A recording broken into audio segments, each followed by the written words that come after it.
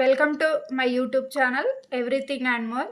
ఈరోజు టాపిక్ వచ్చేసి 8th class నుంచి 9th lesson production of food from animals. అంటే జంతువుల నుంచి ఆహారం ఉత్పత్తి చేసేదాన్ని production of food from animals అని అంటాము. Okay, let's start the topic. మనం రోజు వివిధ రకాల ఆహార పదార్థాలు తీసుకుంటాం కదా, అందులో మనం కొందరు జంతువుల నుంచి వచ్చే ఆహార పదార్థాలు తీసుకుంటారు, మరికొందరేమో చెట్ల నుంచి వచ్చే ఆహార పదార్థాలను తినడానికి ఇష్టపడతారు. ఇలా కొందరేమో చెట్ల నుంచి మరియు జంతువుల నుంచి వచ్చే ఆహార పదార్థాలు తీసుకుంటారు. అయితే ఈరోజు మనము జంతువుల నుంచి వచ్చే ఆహార పదార్థాల గురించి తెలుసుకుందాం. అందులో కొన్ని పదార్థాల గురించి తెలుసుకుందాము. ఫస్ట్ది milk, eggs, honey, chicken etcetera. ఇలా జంతువుల నుంచి వచ్చే పదార్థాలను మనం ఆహారంగా తీసుకుంటాము. ఇలా జంతువుల నుంచి ఆహార పదార్థాలు మనకు కావాలి అంటే ఫార్మర్స్, రైతులు ఏమేమి పద్ధతులు పాటిస్తారో చూద్దాం. మెయిన్గా జంతువుల నుంచి ఆహార పదార్థాలు ఎక్కువ ఉత్పత్తి చేయాలంటే వాటికి సరైన సంరక్షణ అందించాలి. అప్పుడే మనకు వాటి నుంచి ఆహార పదార్థాలు అనేటివి ఎక్కువ మొత్తంలో వస్తాయి. ఎలా సంరక్షించాలి అంటే ముందుగా వాటికి మంచి షెల్టర్ను కల్పించాలి, మరియు సరైన వెంటిలేషన్ను కల్పించాలి, మరియు సరైన పోషక ఆహారం అందించాలి. జంతువులకు సరైన ఆరోగ్యం కోసం తరచుగా హెల్త్ చెకప్స్ని చేయించాలి. వాటికి ఏమైనా అనారోగ్య సమస్యలు ఉంటే వెంటనే మంచి ట్రీట్మెంట్ అందించాలి. అప్పుడే వాటి ఆరోగ్యం బాగుండి సరైన పోషణ మరియు వెంటిలేషన్ ఉంటేనే మనకు ఫుడ్ అనేది మంచిగా ఉత్పత్తి అవుతుంది. అప్పుడే వాటి నుంచి మనం ఎక్కువ మొత్తంలో ఆహార పదార్థాలను ఉత్పత్తి చేయొచ్చు.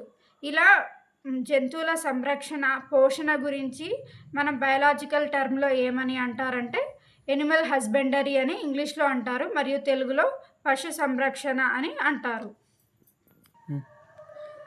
ఓకే, మనము జంతువులను కేవలం ఆహారం కోసమే పెంచుకుంటామా లేదా ఇతర వేరే అవసరాల కోసం కూడా పెంచుకుంటామా అంటే ఖచ్చితంగా వేరే అవసరాల కోసం కూడా పెంచుకుంటాం. ఫస్ట్గా వచ్చేసేది వ్యవసాయం కోసం, రెండోది రవాణా కోసం. ఇలా మనం అవసరాల కోసం కూడా జంతువులను పెంచుకుంటాము. ఇది గ్రహించిన మానవుడు జంతువులను పెంచడం ప్రారంభించాడు. ఇప్పుడు మనం ఏ జంతువులను ఎప్పుడు మచ్చిక చేసుకున్నారో వాటి కాలం గురించి తెలుసుకుందాం. ఫస్ట్ వచ్చేసి కుక్క, డాగ్. ఇది మచ్చిక చేసుకున్న కాలం డొమెస్టికేషన్ పీరియడ్ ఆఫ్ ఎనిమల్స్ వచ్చేసి డాగ్ వచ్చేసి క్రీస్తు పూర్వం 30,000 సంవత్సరాల నుంచి 7,000 సంవత్సరాల మధ్య కుక్కని మచ్చిక చేసుకోవడం ప్రారంభించారు. రెండోది గొర్రె, షీప్. ఇది క్రీస్తు పూర్వం 11,000 సంవత్సరాల నుంచి 9,000 సంవత్సరాల మధ్య ఈ షీప్ని మచ్చిక చేసుకోవడం జరిగింది. మూడోది పంది, పిగ్. ఇది క్రీస్తు పూర్వం 9,000 సంవత్సరాల క్రితం మచ్చిక చేసుకోవడం జరిగింది. నాలుగోది మేక, గోట్. ఇది క్రీస్తు పూర్వం 8,000 సంవత్సరాలలో మచ్చిక చేసుకోవడం జరిగింది. ఇలా వివిధ రకాల జంతువులను వివిధ కాలంలో మచ్చిక చేసుకోవడం జరిగింది. అది గ్రహించిన మానవుడు వాటిని ఉపయోగించి వ్యవసాయం మరియు రవాణా కోసం ఉపయోగించడం ప్రారంభించారు. ఇలా మనం కొన్ని జంతువులను మాత్రమే ఎందుకు పెంచుకుంటామంటే కొన్ని వ్యవసాయం కోసం మరియు ట్రాన్స్పోర్టేషన్ కోసం పెంచుకుంటాం. వాటికి వచ్చే ఆహారం కోసం కూడా మనం పెంచుకుంటాం. ఇప్పుడు మనం ఏవి రవాణా కోసమో మరియు ఏ దాన్ని ఆహారం కోసం పెంచుకుంటామో తెలుసుకుందాం. ఫస్ట్ వచ్చేసి బఫెలోస్ మరియు గేదెలు మరియు ఆవులు. ఇది మనము పాల ఉత్పత్తి కోసం పెంచుకుంటాం మెయిన్గా. రెండోది కోళ్ళు మరియు మేకలు, గొర్రెలను మాంసం కోసం పెంచుకుంటాం. మూడోది ఎద్దు, గుర్రము, దున్నపోతులు, గాడిదలను మనం ఎందుకు పెంచుకుంటామంటే రవాణా కోసం పెంచుకుంటాం. ఇలా జంతువులను మనము ఆహారం కోసం మరియు ట్రాన్స్పోర్టేషన్ కోసము, తర్వాత పాల ఉత్పత్తి, ఇలా ఆహారం కోసం మనం పెంచుకుంటాం. మన భారతదేశంలో అగ్రికల్చర్ మరియు ఎనిమల్ హస్బెండరీ ఒకే పార్ట్గా చూస్తారు, ఎందుకంటే ఒకదాని ఒకటి డిపెండ్ అయి ఉంటుంది. ఫర్ ఎగ్జాంపుల్ అగ్రికల్చర్ చేయాలంటే వాటి యొక్క ఏమంటారు ధాన్యాలు ట్రాన్స్పోర్ట్ చేయాలంటే ఖచ్చితంగా జంతువులు అవసరం. సో ఒకదాని ఒకటి డిపెండ్ అయి ఉంటుంది. కాబట్టి అగ్రికల్చర్లో యానిమల్ హస్బెండరీ అనేది ఒక భాగంగా చేసుకుంటారు. ఇప్పుడు మనం పశువులకు సోకే వ్యాధుల గురించి తెలుసుకుందాం. మనం పెంచుకున్న పశువులకి మంచి సంరక్షణ ఇవ్వకపోతే వాటికి వివిధ రకాల వ్యాధులు సోకుతాయి. అందులో కొన్ని ఇప్పుడు తెలుసుకుందాం. గాలికుంటు, దీని ఇంగ్లీష్లో ఫూట్ అండ్ మౌత్ డిసీజ్ అని అంటారు. ఈ వ్యాధి మెయిన్గా ఆవులు మరియు బర్రెలకు సోకుతుంది. రెండోది నట్టల వ్యాధి, ఇంగ్లీష్లో వామ్ ఇన్ఫెక్షన్ అని అంటారు. ఎక్కువగా గొర్రెలు మరియు మేకలకు ఈ వ్యాధి సోకుతుంది. మూడోది పారాసైట్స్ వల్ల కలిగే వ్యాధులు. ఈ పారాసైట్స్ వల్ల సోకే వ్యాధుల్లో మెయిన్గా జంతువులకు లివర్ మరియు ప్రేగు సంబంధమైన వ్యాధులు కలగజేస్తాయి. ఈ పారాసైట్లు కలగజేస్తాయి. నాలుగోది వైరస్ మరియు బ్యాక్టీరియా డిసీజెస్ వల్ల ఆవుల్లోని కొన్ని ఆవులు మరియు గేదెల్లో మిల్క్ ప్రొడక్షన్ అనేది, పాల ఉత్పత్తి అనేది తగ్గుతుంది. ఇలా మనము మంచి హైజీనిక్ ఫుడ్ కానీ, మంచి షెల్టరు, వెంటిలేషను, క్లీన్నెస్ ఇవ్వకపోతే ఇలాంటి రోగాలు జంతువుల్లో చూడవచ్చు. మిల్క్ ప్రొడక్షన్ గురించి ఇప్పుడు చూద్దాం. ఎక్కువగా మిల్క్ మెయిన్గా ఏ జంతువుల నుంచి వస్తుందంటే ఫస్ట్ వచ్చేసి ఆవుల నుంచి వస్తుంది, తర్వాత బఫెలోస్ నుంచి, మూడోది డాంకీస్ నుంచి, నాలుగోది క్యామెల్, 5 గోట్, 6 షిప్. ఇలా ఒక కౌస్ ఫస్ట్ ప్లేస్లో కౌస్ ఉంది, లాస్ట్ ప్లేస్లో షీప్. ఇలా వివిధ రకాల జంతువుల నుంచి మనం పాలను ఉత్పత్తి చేయవచ్చు. మొదటి ప్లేస్లో ఆవులు మాత్రం ఫస్ట్ ప్లేస్లో ఉంది. మిల్క్ ప్రొడక్షన్, పాల ఉత్పత్తి రేటు వివిధ దేశాల మధ్య ఎలా ఉందో ఇప్పుడు తెలుసుకుందాం. ఫస్ట్ ప్లేస్లో ఇజ్రాయిల్ ఉంది. పాల ఉత్పత్తిలో మొదటి ప్లేస్ ఇజ్రాయిల్లో ఉంది. రెండోది యుఎస్ఏలో ఉంది. మూడోది జపాన్ ఉంది. 4వ పొజిషన్లో కెనడా. 5వ పొజిషన్లో ఈఈసీలో ఉంది. ఈఈసీ కంట్రీస్ ఏవేవి వస్తాయంటే ఫ్రాన్స్, జర్మనీ, ఇటలీ. ఇలా కొన్ని దేశాలు కింద ఈఈసీ కంట్రీస్గా అంటాము. 6th పొజిషన్లో ఆస్ట్రేలియా ఉంది మిల్క్ ప్రొడక్షన్లో. 7th ప్లేస్లో న్యూజిలాండ్ ఉంది. అండ్ 8th పొజిషన్లో ఇండియా ఉంది పాల ఉత్పత్తిలో. మన దేశీయ జాతులు అంటే ట్రెడిషనల్ స్పీసెస్ ఎన్ని లీటర్ల పాలు ఇస్తాయంటే 2 నుంచి 5 లీటర్ల పాలను ఇస్తాయి. ఒక రోజుకి 2 నుంచి 5 లీటర్ల పాలను ఇస్తాయి. అందులో ముర్రా జాతి స్పీసెస్ వచ్చేసి 8 లీటర్ల పాలు ఇస్తాయి. మన దేశీయ జాతులు ఇప్పుడు చూద్దాం ఏవేవో. హర్యానా జాతి, జఫ్రాబాడీ జాతి, నాగ్పూరి జాతి.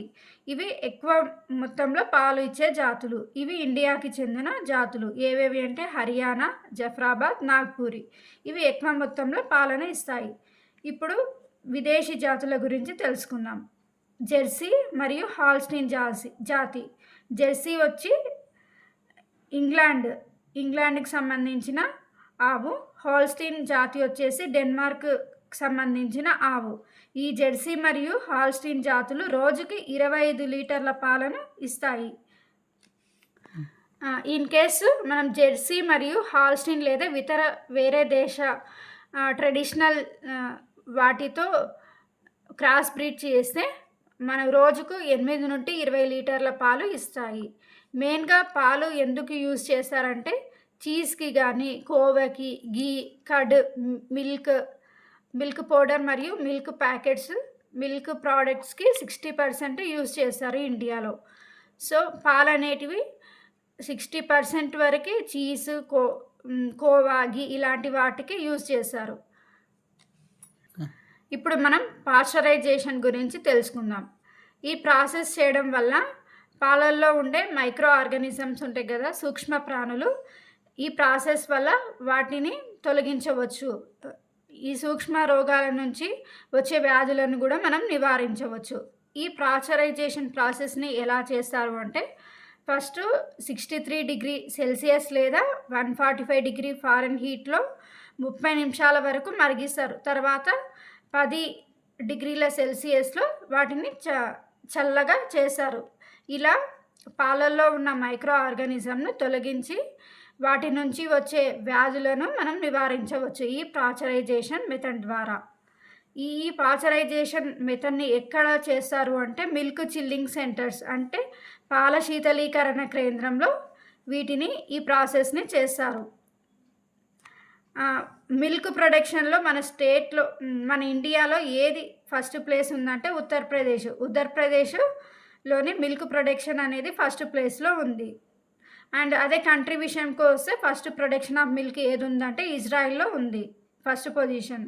ఇండియా వచ్చేసి 8th ప్లేస్లో ఉంది.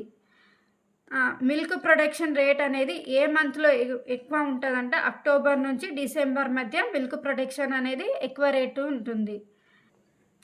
ఎందుకు అక్టోబర్ నెల నుంచి డిసెంబర్ నెల మధ్య పాల ఉత్పత్తి ఎక్కువగా ఉంటుంది అంటే మనము జూలై ఆగస్టు మంత్లో ఎనిమల్స్ డెలివరీ అయ్యేది మనం చూడవచ్చు బిఫోర్ సమ్మర్.